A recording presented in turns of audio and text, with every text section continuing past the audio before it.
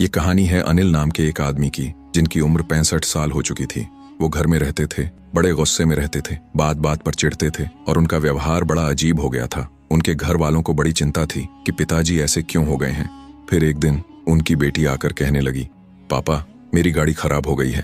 तो अनिल जी सहेज मुस्कान के साथ बोले, बेटा गाड़ी खराब हो गई है तो मेट्रो से चली जाओ, बस से चली जाओ, मुझसे मत पूछो, अपनी गाड़ी का खर्चा खुद देखो।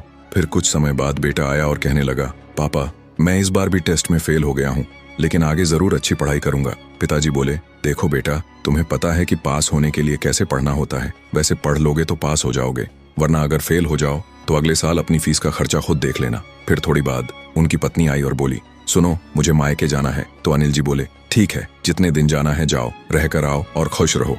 फिर शाम को उनकी सिस्टर का कॉल आया। उसने कहा, मैं आपके घर रहने आ रही हूँ। तो इन्होंने कहा, ठीक है आ जाओ, आराम से रहो, कोई चिंता की बात नहीं है। अब सभी घर वाले सोच में पड़ गए कि पिताजी तो बात बात पर गुस्सा करते थे, लेकिन अचानक ये बदलाव कैसे। तो एक दिन डिनर के बाद सब पिताजी से पूछने लगे, आप इतने बदल कैसे गए। पत्नी कहने लगी, क्या हो गया है आपको। बच्चे भी पूछने लगे, पिताजी आपको आजकल क्या हो गया है। अनिल जी मुस्कुराए और बोले, मैंने एक दवाई ले ली है जिसका नाम है अब मुझे फर्क नहीं पड़ता, क्योंकि बेटा मैं तुम लोगों की चिंता करता था, परिवार का ही सोचता था, मुझे रात रात भर नींद नहीं आती थी, लेकिन उससे हुआ क्या, तुम लोग अपने कर्मों का फल पा रहे हो। जैसे कर्म करोगे वैसा जीवन तुम्हारा रहेगा, लेकिन मैं चिंता करके खुद को क्यों खराब करूं।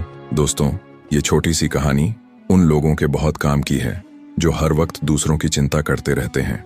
चिंता करने से कुछ नहीं हो सकता, आप बस अपनी राय दे सकते हैं, लेकिन उस राय पर अमल करना नहीं करना ये सामने वाले पर डिपेंड करता है।